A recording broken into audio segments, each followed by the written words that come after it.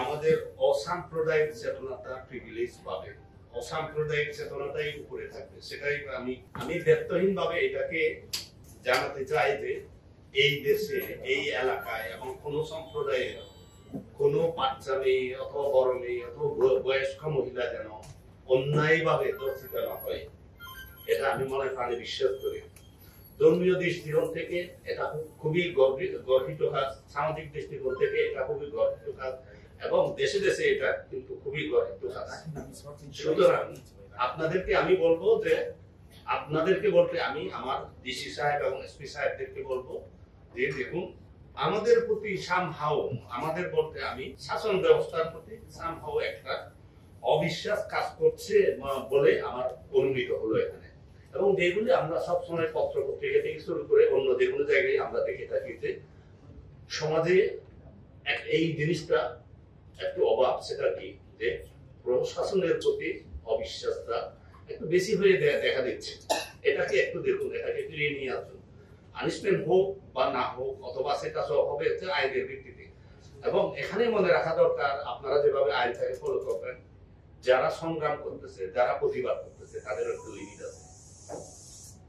ওই লিমিটের বাইরে কেউ কারো যাওয়া ঠিক না। ইস্যু ভিত্তিক আপনারা অধিকার আদায় করার জন্য করেন, আপনারা যা ইচ্ছে করেন ইস্যু ভিত্তিক, কিন্তু ইস্যু চেঞ্জ করবেন না, যাতে আমাদের সমাজের একটা অরাজকতা সিচুয়েশনটা উদ্ভব হয় অথবা তৈরি হয়। কেউ সুযোগ নেবে নেই, এটা আমি চাই না। এখানে আপনারা অনেকেই দায়িত্বশীলতার কথা বলেছেন, এবং আমি নিজেও বিশ্বাস করি আমাদের একটা দায়িত্বশীলতা থাকা দরকার। 18 বছরের কম মেয়ে যেভাবে বিবাহিত হতে পারবে না বা বিয়ে করতে পারবে না, ছেলেটাও বিয়ে করতে পারবে না, একইভাবে আমি এটাও মনে করি 18 বছরের কম ছেলে মেয়েদের স্কুলের বাইরে যাওয়া উচিত, তাদের স্কুলের ভিতর রাখতে হবে। এই দায়িত্বটা কি আমি পরিবার থেকে নেব নাকি স্কুল থেকে নেব, এটা নিয়ে আপনারা চিন্তা ভাবনা করবেন। বাট আমি বলবো যে স্কুলের অথবা শিক্ষা প্রতিষ্ঠানের একটা দায়িত্ব থাকা দরকার, তার ছেলে মেয়েগুলো অন্তত 18 বছরের আগে যাবে না। 18 বছরের পরে অন্যান্য দেশে যেভাবে প্র্যাকটিস হয়, আমাদের দেশেও একই প্র্যাকটিস হবে।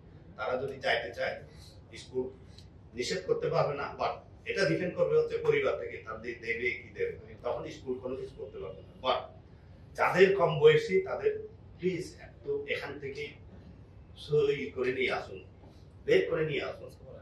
তাদেরকে একজন বলেছিলেন যে মোটিভেশনাল কিছু করা দরকার। আমি বিশ্বাস করি আমাদের কিছু মোটিভেশন দরকার। বিভিন্ন স্কুলগুলোতে মোটিভেশনাল অনেক ক্লাস হওয়া দরকার। ইভেন আমি এটাও আপনাদেরকে বলতে চাই যে আমি যদি কোনো সময় আসি, আপনাদের ছেলে মেয়েদের সাথে কথা বলার প্রয়োজন, আমি যাবো। বিভিন্ন স্কুলে আমি যেতে রাজি আছি, কথা বলতে রাজি আছি। ইভেন আমার জীবন নিয়ে আমি তাদের সাথে কথা বলতে রাজি আছি। কারণ আমি এই এলাকায় যেই সময়ে আমি নিজেকে ডেভেলপ করতেছি, ওই রকম ব্ল্যাক ডেজ তো এখানে আসলো না।